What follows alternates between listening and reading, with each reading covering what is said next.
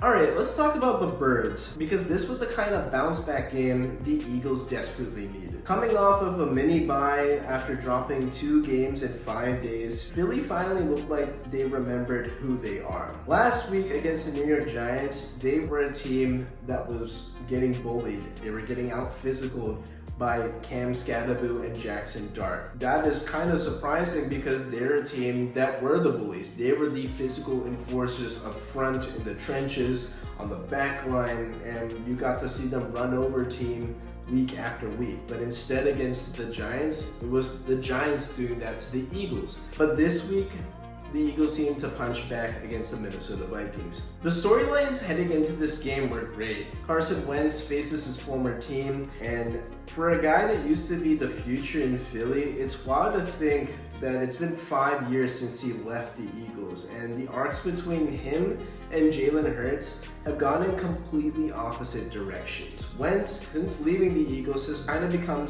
a journeyman. He bounced from the Colts to the Commanders to being a backup with the Rams and later the Chiefs last season, and now being JJ McCarthy's backup, now starting a handful of games while McCarthy recovers from a high ankle sprain. Meanwhile, Jalen Hurts ascends to being a top 10, top 5 quarterback, guides the Eagles to 2 Super Bowl appearances in 3 years, is an MVP runner-up, wins Super Bowl MVP as he lifts the Eagles to their 2nd Super Bowl title in franchise history, and now you get to see them meet on the same field at US Bank Stadium. Jumping into the game, the Eagles came out firing on that opening drive. On 4th and 4, Jalen Hurts improvised beautifully, pointing downfield to AJ Brown to get open and dropped a dime for a touchdown. That's just backyard football between these two, as we've seen these two link up for many deep passes in the past. But after that, the offense kind of vanished. I mean, the only type of scoring that the Eagles had was off of Carson Wentz pick 6, where Jalen Hunt read him perfectly and took it back all the way. On that very play, Wentz never saw Jalen Hunt dropping back into coverage as he was under duress, with Jalen Carter barreling down on him, delivering an absolutely crushing hit to the midsection. Vintage Wentz moment where he held on the ball for too long, tried to make something out of nothing and play this type of hero ball, and it cost him once again. The second half though, it totally was a different story. The second half though, offensively it was a different story. The Eagles offense woke up. Hurts began to dice up this Vikings defense as he found Devonta Smith, who went nuclear in the second half for a career-high 183 yards, including a 79-yard bomb on a day where he torched the Vikings secondary. AJ Brown kept doing AJ Brown-like things, and Jalen Hurts seemed to handle everything that Brian Flores threw at him. Every blitz, every disguise, every coverage. And when the Eagles were faced with a 3rd and 13 situation when it was just a 2-point game, you punt, the Vikings can get into field goal range, and next thing you know, they take the lead for the first time in this game. But Jalen's able to buy time, get away from the blitz, and find AJ Brown for a huge conversion. And later, when it's a chance to end this game, bleed the clock down to 0-0, the Eagles are faced with a 3rd and long, Hurts is able to again evade the pass rush and dial up a dime to AJ Brown, which ended up icing the game as the Eagles walk away from Minnesota at 5-2. I do want to credit this defense as well. I talked about how against the Giants, they got pushed around by Cam Scadaboo and Jackson Dart and a ragtag group of receivers. But in this game against Minnesota, they shut down the run. I mean, Jordan Mason had little to no impact. They were in the face of Carson Wentz throughout the entire game. They forced 2 turnovers, took 1 back to the house.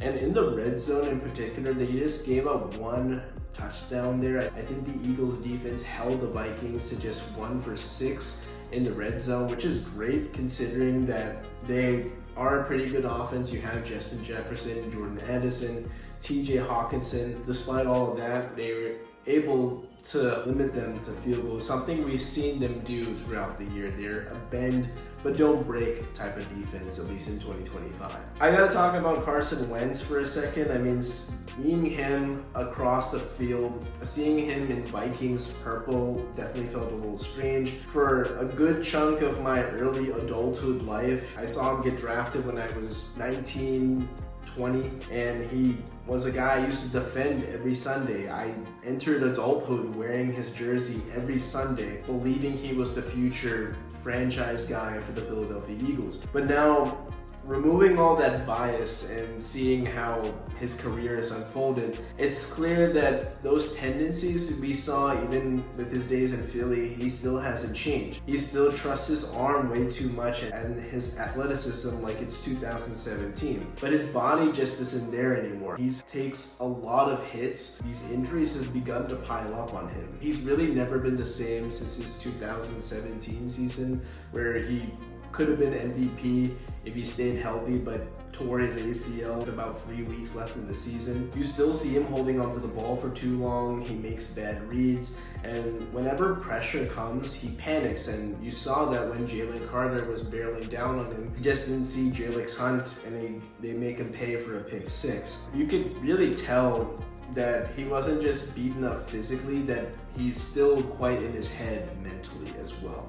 And meanwhile, I'm so grateful that the Eagles' decision to pick Jalen over Carson ended up being the right decision. The growth, the leadership, the poise, he's the real deal. And right now, I don't think anyone in the NFC throws a better deep ball than Jalen Hurts. Jalen went up against the league's second best pass defense, who came into this game having never allowed an opposing quarterback to throw for over 200 yards. Well, Jalen threw for 326 yards, 3 touchdowns, and no turnovers. He was locked in all afternoon, particularly in the second half, and the Vikings defense never stood a chance once the Eagles offense hit their stride, something we haven't really seen consistently this season. This game shows that the Eagles have the best wide receiving duo in the NFL. A.J. Brown and Devonta Smith combined for over 300 yards receiving and 3 touchdowns. Smitty in particular has been on a tear recently, and despite him being in the shadow of A.J. Brown, there is still plenty of times where he takes over a given game. Considering the circumstances coming into this game, it wasn't really a must-win scenario, but it sure did feel like one. After losing 2 straight games in a very short amount of time, they went from unbeaten to 4-2. The Eagles had to get this one, and they beat the Vikings, they beat up Wentz, and the offense finally woke up. Those are 3 major victories for the Eagles. I still have some concerns because the first half did run into some lulls. It was quiet after that opening drive, and I still have major concerns about the offensive line because they're still not at full strength as Saquon's struggles continue, and it's still not even his fault. I definitely think Saquon Barkley is healthy. I definitely don't think that the 2024 workload was too much on his body. It's really a matter of the offensive line blocking, and I think they did a really good job in pass protection in this game, but still struggling to generate any type of rushing lanes and create any holes for Saquon Barkley to really break one loose. The gains that he did have that were even moderate gains, they were taken back to the penalty. So I'm still waiting for the Eagles' running attack to pick it up a notch, but the biggest thing is for the Eagles is to get healthy. They have one more game before they enter the bye week. For anybody that's dinged up heading into the bye week, just hold them out, let them have an extra week of rest, and then they come back for that second half of the year to being as healthy as possible. What is going to be the stretch run of the 2025 season?